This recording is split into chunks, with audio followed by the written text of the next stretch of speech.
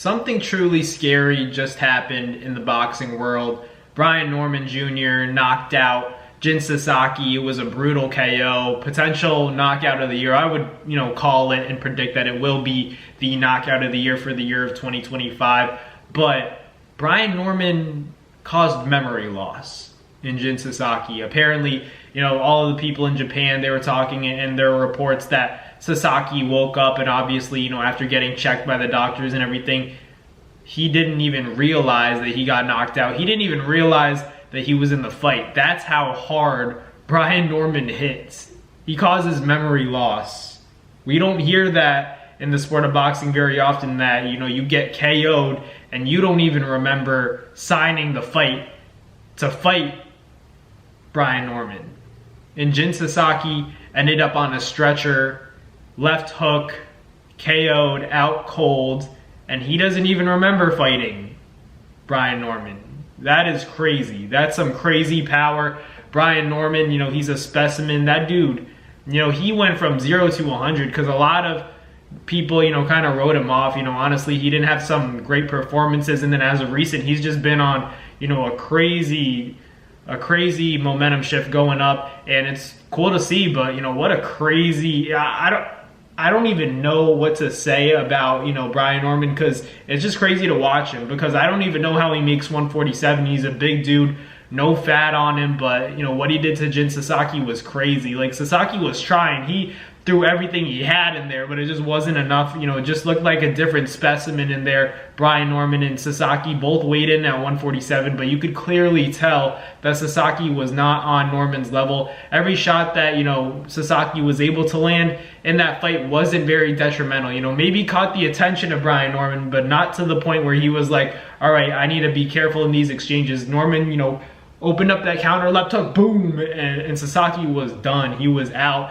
and unfortunately, he ended up on a highlight reel KO, but fortunately for the boxing fans, that was a very hellacious and exciting and entertaining knockout performance from Brian Norman Jr., and he's, overnight become one of the most feared fighters in the sport of boxing, because looking at that KO, all respect to everybody at 147, 154, but no one's doing it like that. The way Brian Norman KO'd Jin Sasaki, that was insane. That was an insane KO, very impressive, and he did it, easily. It looked like he didn't even have to break a sweat in that fight, and no offense to Sasaki, but, definitely wasn't on Norman's level, and I guess that has something to do with it, but it's still not easy to knock out any opponent. That's still a human being in there, and he's trying to take your head off, and Norman made it look easy, like it was light work. But honestly, we hear a lot of rumors about what happened when Brian Norman and Boots Ennis sparred.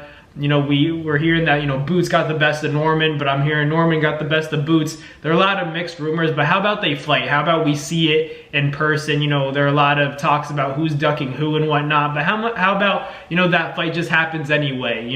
Whether it's at 147 or 154, Boots is saying that he can't make 147. A lot of people are skeptical about that because it just conveniently happened to be announced, the week of Brian Norman's fight against Jin Sasaki in Japan, where he did score a crazy knockout of the year performance, and it was very impressive and very scary. He caused memory loss.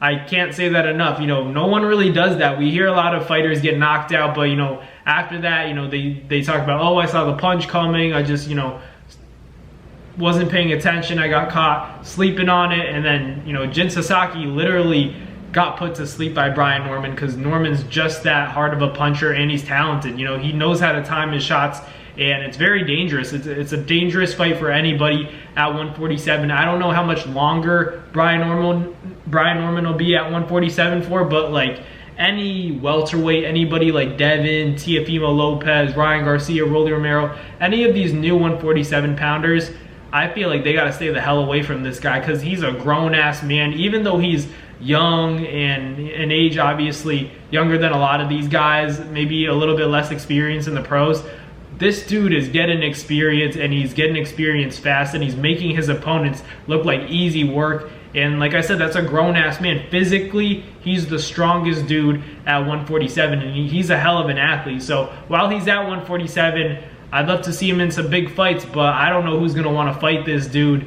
you know, even for a lot of money, he's a very dangerous fight. And after seeing what he did to Jin Sasaki, flatlining him and sending him out of the ring in the stretcher, I don't know who's going to want to fight him. He might be the biggest and, you know, most scary guy at 147. You know, eventually moving up to 54, I'd love to see that Boots fight. But let me know in the comments down below who you guys think Brian Norman Jr. should fight next. But thank you guys for watching. Like, comment, and subscribe. And I'll catch you guys on the next Naz Boxing video. Peace.